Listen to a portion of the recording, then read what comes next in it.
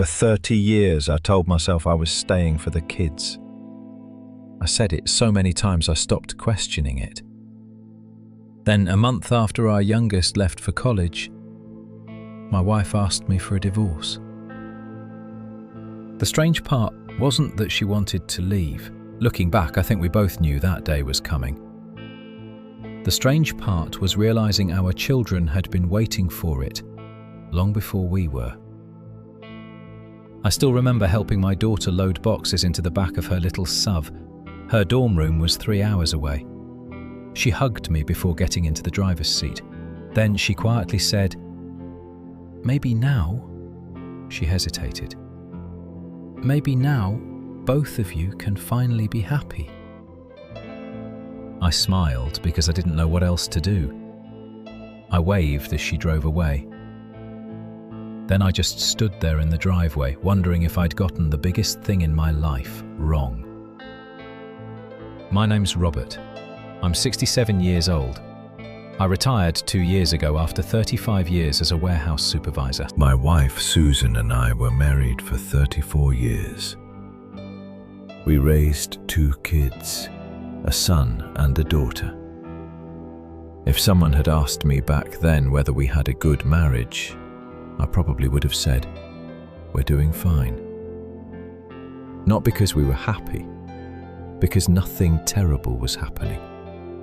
There was no cheating, no screaming, no broken dishes, no police showing up at the house. Just 2 people who slowly stopped being husband and wife. Dinner usually started at 6. I'd ask, "How was work?" She'd answer, "Busy." She'd ask, "Everything okay at the warehouse?" I'd nod, same as always. After that, we'd eat in silence with the TV going, neither of us really watching it. Sometimes 20 minutes passed without another word. Back then, it didn't seem unusual, it just felt normal. At night, we'd get into bed. She'd read a book, I'd watch the late news.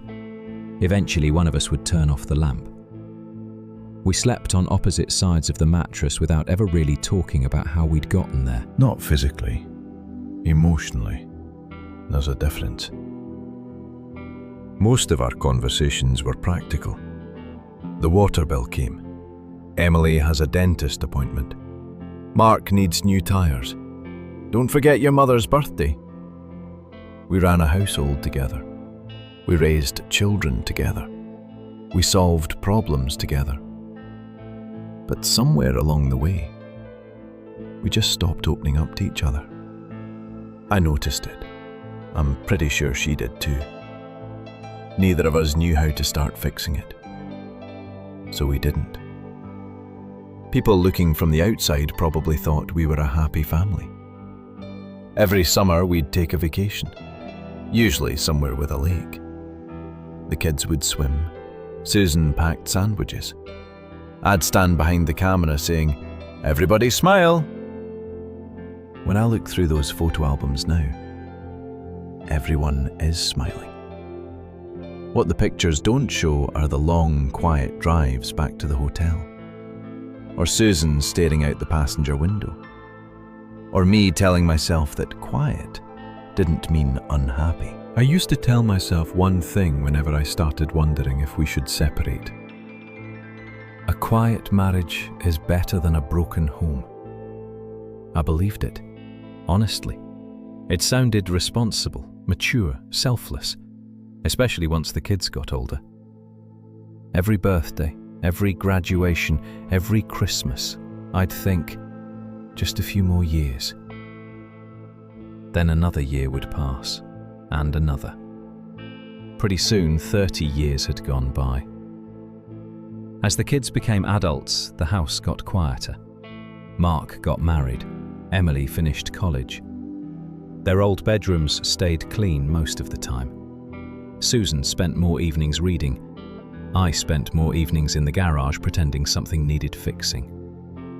Most of the time, nothing did. Whenever the whole family came over for dinner, something strange happened. The conversation always seemed lighter after Susan and I left the room. If I walked into the kitchen for more ice, everyone got a little quieter. Then, once I walked back outside, the laughter started again. At first, I told myself I was imagining it. After a while, I stopped pretending. One Thanksgiving, Mark stayed behind after everyone else had gone inside.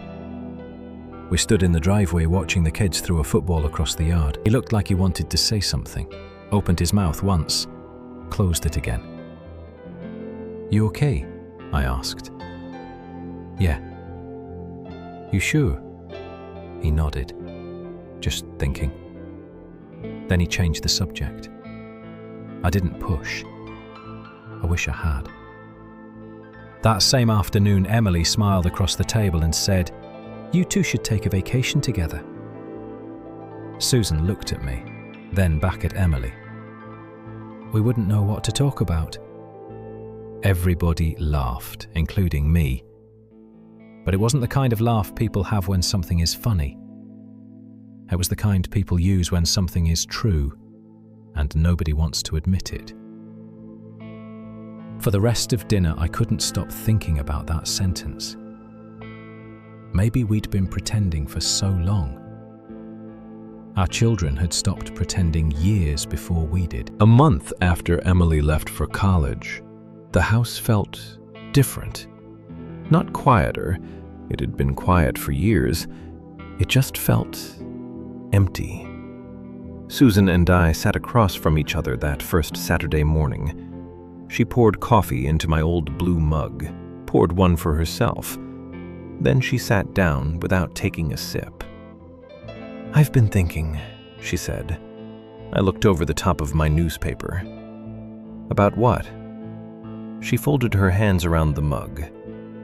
"I think we're finished." I didn't answer right away. I set the newspaper down. The kitchen clock seemed louder than usual. Finally, I asked, "Is there someone else?"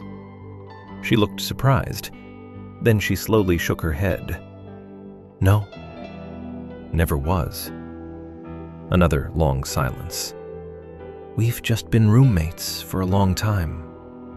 I wanted to argue, tell her we could fix it, tell her every marriage goes through hard years. But the truth was, I couldn't remember the last time we'd actually acted like husband and wife. So instead, I nodded. "I guess you're right." That was the entire conversation. 34 years together. And it ended over 2 cups of coffee that had gone cold. The divorce wasn't ugly. No lawyers fighting over furniture. No shouting. No slammed doors. We sold the house, split everything fairly. People kept telling us, "I'm glad you're handling this like adults." I thanked them. What I didn't tell them was that we'd been emotionally divorced for years. The paperwork just caught up. I moved into a small 1-story house across town.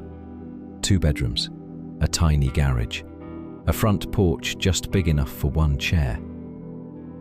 The first night I unpacked exactly 1 box. Coffee maker, a few plates, my favorite sweatshirt. Everything else stayed in cardboard for almost a month. Not because I was busy, because I wasn't sure the place felt like home yet.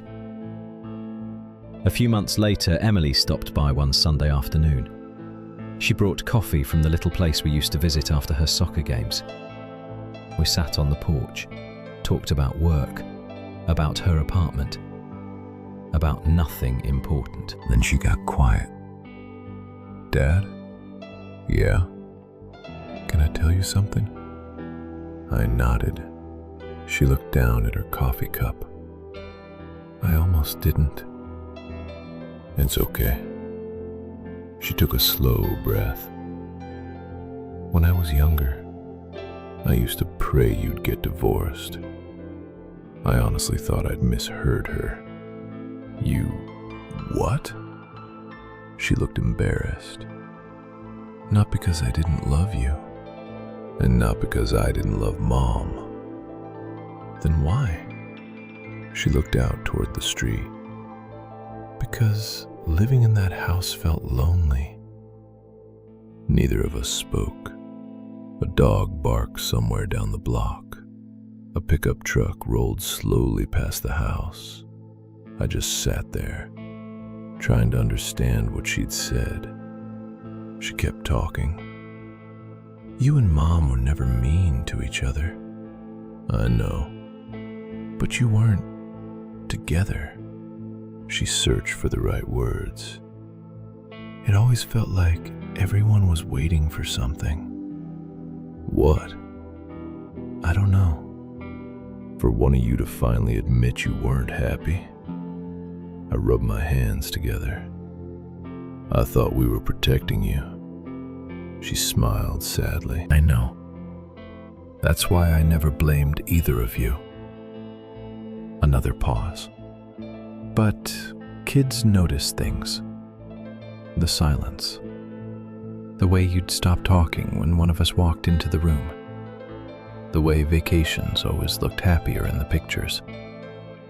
I looked down at my shoes. Every example she gave, I could picture. Before she left, she hugged me. At the front door, she turned around. You know something? What? I think both of you tried your best. She smiled. You were just trying to solve the wrong problem. After she drove away, I sat on that porch until the sun went down. For 30 years, I'd believed I'd stayed in that marriage for my children. It never crossed my mind that they'd been carrying the weight of our marriage the whole time. A few weeks after that conversation, I called Mark. Busy Saturday? A little. What about breakfast? There was a short pause. Sure. The diner on Maple? I'll be there. He was already sitting in a booth when I walked in, coffee in front of him. Baseball game playing quietly on the TV over the counter.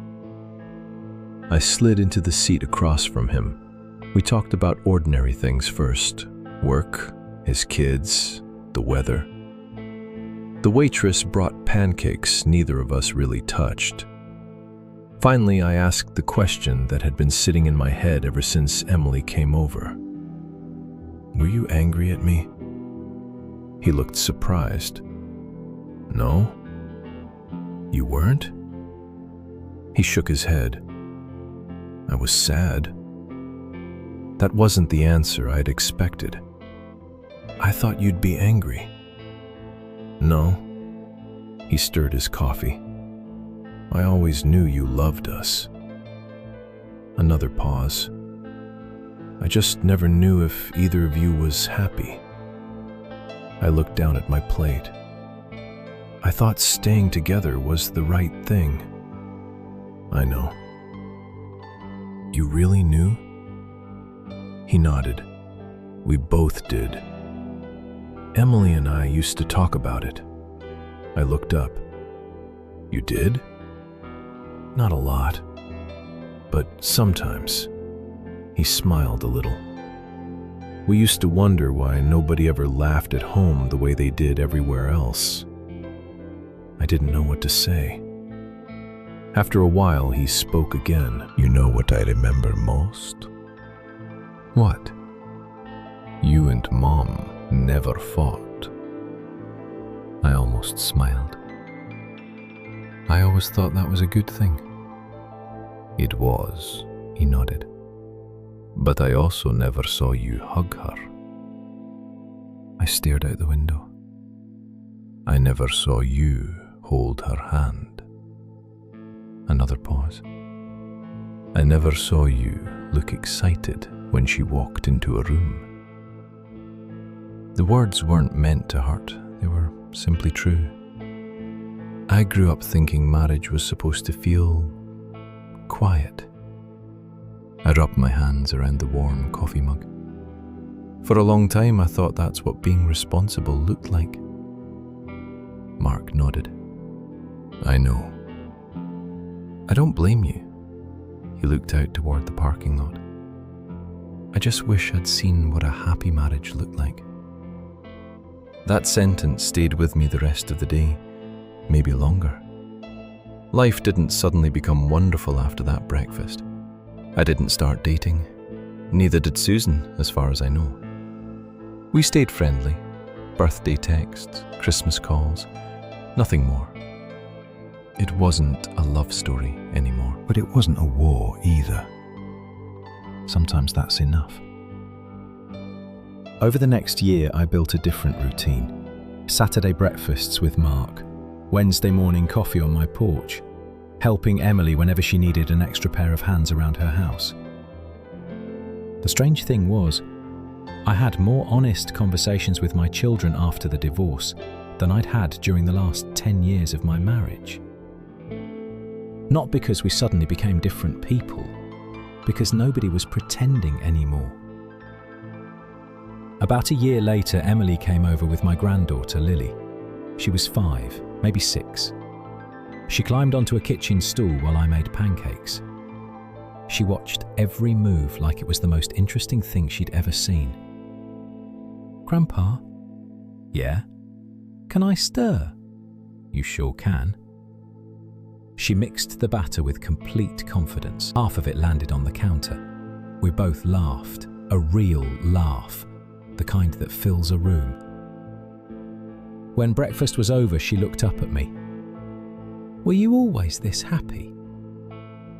I stopped wiping the counter. I looked at her, then at Emily. Emily smiled without saying a word. I smiled back at Lily. "No. I just learned a little late." She seemed satisfied with that answer. She grabbed another pancake and ran into the living room. That evening, the house was quiet again. But it wasn't the same kind of quiet I used to know. I took an old photo album down from the shelf.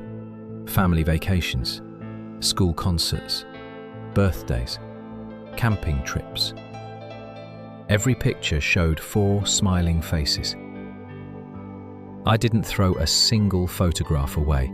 Those memories were real, even if they weren't the whole story.